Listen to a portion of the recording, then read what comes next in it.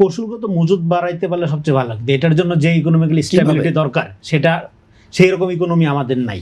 ফলে আমরা যে খুব বেশি মজুদ বাড়াইতে পারবো চীন আমেরিকার মতো, সেটা না। ফলে আমাদের বিকল্প জ্বালানির দিকে আপনার হাঁটা দরকার। এবং আমাদের গ্যাস দেখেন, আমাদের লোকালি গ্যাসের উৎপাদনের অগ্রগতি আপনি ধরেন যে গত 10-12 বছর যদি দেখেন সেই রকম কিন্তু অগ্রগতি হয়নি, কিন্তু আমাদের কনজাম্পশন তো রেগুলার ডে বাই ডে বাড়ছে। ফলে আমাদের বিকল্প জ্বালানি নিয়ে চিন্তা করা দরকার। আরেকটা হলো যে আপনার এখন গ্লোবাল যে আপনার আনরেস্ট অবস্থা, এটা আজকে যুদ্ধ থেমে যেতে পারে হয়তো, কিন্তু এই যুদ্ধ যে আবারও পার্মানেন্টলি বড় আকারে লাগবে না সেটার গ্যারান্টি কিন্তু কেউ দিতে পারে না। বরং এইখানে একটা যুদ্ধ অবস্থা অলরেডি, মানে ধরেন এর আগেও তো একটা যুদ্ধ হয়েছিল, 12 দিনে থেমে গেছিল, সেইটা কিন্তু জ্বালানির উপর তত বেশি প্রভাব পড়ে নাই। কিন্তু এইবার যে প্রভাব পড়লো, অলরেডি 12 দিন হয় নাই, কিন্তু তাতেই করে যে প্রভাব পড়লো, প্রভাবের কারণটা আমি বললাম যে কারণ টার্গেটটা ছিল আসলে এই পেট্রোডলার ভিত্তিক ব্যবস্থাকে ক্ষতিগ্রস্ত করে দেখানো। এখন এখানে একটা মাল্টিপোলার ওয়ার্ল্ড সিস্টেম ডেভেলপ করার একটা স্ট্রাগল চলতেছে।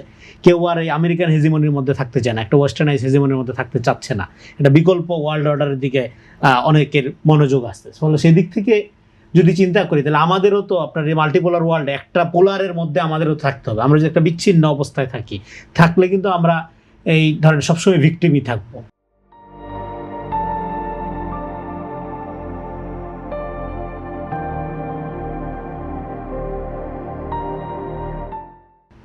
সাফারেরই হইতে হবে। ফলে সেক্ষেত্রে এই জন্য আমাদেরকে আমাদের জিও পলিটিক্যাল স্ট্র্যাটেজি নতুন করে চিন্তা করতে হবে। এটা শুধুমাত্র জ্বালানি সংকট বা ধরেন যে আজকে যুদ্ধ শুরু হয়েছে ইরান ইসরায়েল আমেরিকা, সেই কারণে আপনি সংকটে পড়ছেন তা না। ফলে আমাদেরকে মানে লম্বা সময়ের জন্য দীর্ঘমেয়াদী একটা জিও পলিটিক্যাল স্ট্র্যাটেজি থাকতে হবে। এবং এই যে একটা মাল্টিপোলার ওয়ার্ল্ড ইমার্জ করছে, সেই মাল্টিপোলে আমরা কোনো পোলের অংশ হব কি না, আমরা কীভাবে হইতে পারি। আমাদের তো আসলে বিশাল জনগোষ্ঠী আছে, আমাদের কিন্তু ওইরকম ইন্টেলেকচুয়াল প্রপার্টি নেই, আমাদের কিন্তু আসলে গ্লোবাল লেভেলের ইকোনমিক্যাল সক্ষমতা নেই। ফলে আমাদের টেকনোলজিক্যাল অ্যাডভান্সমেন্ট উন্নত না। ফলে আমাদের কি আছে জনগোষ্ঠী ছাড়া, এবং এই জনগোষ্ঠীর একটা বিপুল অংশ হলো আনস্কিল্ড, জাস্ট হাত পা আছে, লেবার। তো সেই জায়গা থেকে আপনার অবশ্যই ডোমেস্টিক মার্কেটে লোকালি আপনার এই জনশক্তিকে আপনার জনসম্পদে রূপান্তর করা, যে কথাটা আমরা বলি, এটাকে জনসম্পদে যদি আপনি রূপান্তর করতে পারেন তখন আপনি গ্লোবাল মার্কেটে নিজের অবস্থান জাহির করতে পারেন বা নিজেকে। বেসরকারি খাত সরকারকে কিভাবে সহযোগিতা করতে পারে? ডেফিনেটলি এখানে বেসরকারি খাতকে আগে, বাংলাদেশ তো ধরেন মানে বেসরকারি খাত যত যাই বলেন, এখানে বেসরকারি খাতে একটা হিউজ অবদান আছে। এখনো পর্যন্ত বাংলাদেশের একটা বিপুল কর্মসংস্থান বলেন বা অর্থনীতি যে অবস্থায় আছে, সেখানে বেসরকারি খাতের অবশ্যই একটা বড় অবদান আছে। কিন্তু বাংলাদেশে ব্যবসা করাটা কিন্তু আসলে খুব ডিফিকাল্ট। ব্যবসা করার ব্যবস্থাপনাটা এটা যতটা স্বচ্ছ, একটা দুইটা চ্যালেঞ্জ আমাদের। একটা হলো স্বচ্ছ করতে হবে, আপনার ব্যবসা বাণিজ্যের নামে যে লুটপাট চুরি করার যে সহজ পথ, এটা বন্ধ করতে হবে। ব্যবসা করাটা সহজ করতে হবে, মানে in the name of business এখানে টাকা পাচার খুব সহজ। In the name of business এখানে লুটেরা শ্রেণী একটা অলিগার গড়ে তোলা সহজ। এর বাইরে ব্যবসা রিয়েলি জেনুইন যারা ব্যবসায়ী তাদেরকে প্যাট্রোনাইজ করার উদ্যোগটা রাষ্ট্রে নিতে হবে, সেটা বরং ডিফিকাল্ট, সেটা খুবই কঠিন। এখানে একটা সাধারণ উদ্যোক্তা, আমরা অনেকে বলি যে চাকরি করব না, চাকরি দিব, কিন্তু এটা খুব ডিফিকাল্ট।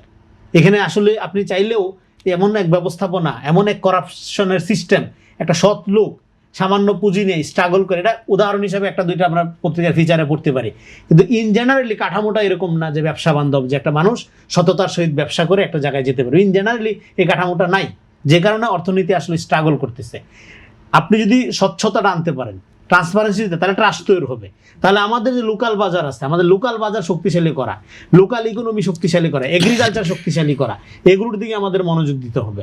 এবং এগুলো না করে আমরা ইউরোপ আমেরিকার দিকে যদি তাকাই থাকি, সিঙ্গাপুরের মডেল যদি মাথায় রাখি, তাহলে কিন্তু আমরা খুব বেশি সুবিধা জনগণকে ডে টু ডে লাইফে দিতে পারবো না। আর এখন যে জ্বালানি ক্রাইসিস, এটা হয়তো কেটে যাবে, যেহেতু যুদ্ধ দ্রুত শেষ করার একটা ঘোষণা তারা অলরেডি দিয়ে দিছে। কিন্তু এটার কনসিকুয়েন্স, এইটা সরকার কতখানি ভর্তুকি দিয়ে আপনার মানে এই কয়েকদিনের যে আপনার ড্যামেজটা ইকোনমিতে হয়েছে, এটা কতখানি কাটাইতে পারবে সেটা আমরা দেখবো আগামীতে। কিন্তু লম্বা মেয়াদে এইটা সাফার করতে হবে, কারণ আসলেই এখানে আমরা একটা এই ইরান ইসরায়েল যুদ্ধ আজকে থেমে গেলেও আগামীতে যে কোনো সময় শুরু হতে পারে। এবং মিডল ইস্টের এই অবস্থা, আমি যেটা বলতেছি যে একটা পোলারাইজেশন অফ আপনার মাল্টিপোলার ওয়ার্ল্ড, এই পোলারাইজেশনটা আগামীতে আরও আর স্পষ্ট রূপ হবে, ফলে যুদ্ধ অবস্থার দিকে আবারও যেতে পারে দুনিয়া। তখন আমরা আসলে লম্বা মেয়াদে কিভাবে আমরা সাস্টেইন করব আমাদের প্রোডাকশন, অর্থনীতি, হ্যাঁ কিভাবে আমরা এই জন্য আমাদের আসলেই যারা বিশেষজ্ঞ আছেন এদের সাথে কথা বলে সমন্বিতভাবে একটা লম্বা মেয়াদে একটা জাতীয় পরিকল্পনা নেওয়া দরকার।